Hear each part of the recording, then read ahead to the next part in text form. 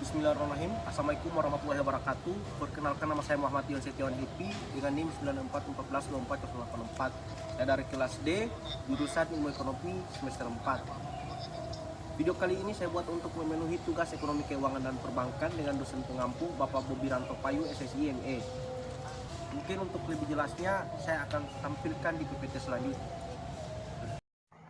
Baik, di materi kali ini saya akan mempresentasikan terkait pasar uang dengan membawakan konsep dasar, fungsi strategis, pelaku pasar, sistem regulasi, dan instrumen keuangan. Kini lebih lengkapnya saya akan jelaskan di slide selanjutnya. Apa itu pasar uang? Pasar uang adalah tempat bertemunya pihak yang memiliki kelebihan dana atau surplus unit dengan pihak yang membutuhkan dana atau device unit jangka pendek. Instrumen yang diperdagangkan memiliki jangka waktu kurun dari 1 tahun, sangat likuid dan berisiko relatif rendah. Selanjutnya, fungsi strategis.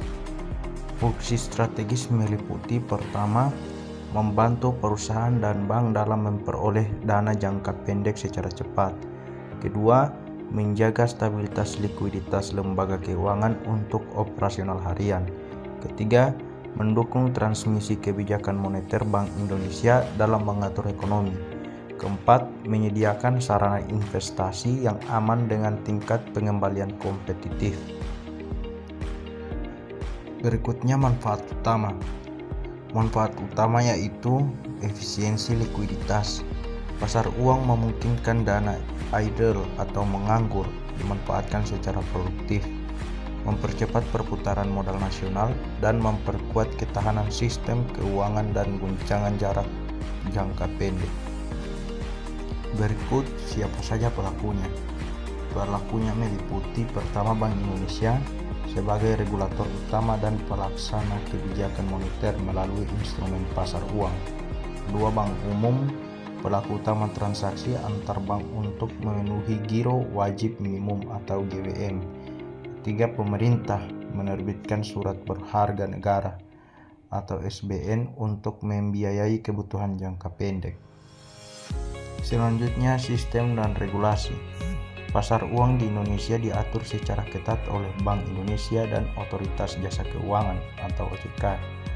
Transaksi kini telah bertransformasi ke arah digital atau electronic trading platform untuk menjamin efisiensi, transparansi, dan keamanan maksimal bagi seluruh pelaku pasar. Berikut instrumen utama 1. SBI atau SRBI, sertifikat yang diterbitkan BI untuk mengatur jumlah uang beredar di masyarakat. Sertifikat deposito. Deposito bank yang bukti simpanannya dapat diperjualbelikan di pasar sekunder. Komersial paper, surat promise jangka pendek tanpa jaminan yang diterbitkan oleh perusahaan besar. Berikut instrumen utama 2. Pertama, call money, kegiatan pinjam meminjam dana antara bank dalam jangka sangat pendek atau overnight. Kedua, repo, transaksi jual instrumen keuangan dengan janji beli kembali pada harga dan waktu yang tetap. Ketiga, SBN, surat berharga negara jangka pendek sebagai instrumen investasi aman bebas risiko.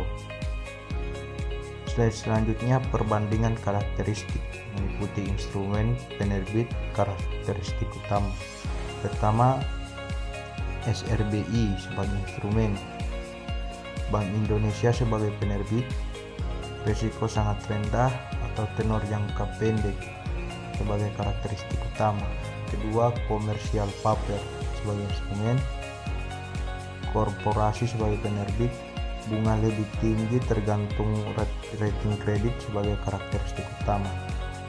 Ketiga, call money sebagai instrumen, antar bank sebagai penerbit, likuiditas harian, jangka waktu sangat singkat sebagai karakteristik utama. Terakhir, repo sebagai instrumen, lembaga keuangan sebagai penerbit, jaminan jangka aset jaminan sebagai karakter utama.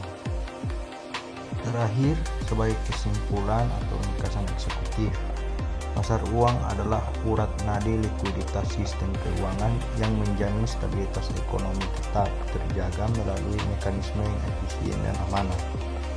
Mungkin itu materi dari saya, lebih dan kurangnya saya mohon maaf.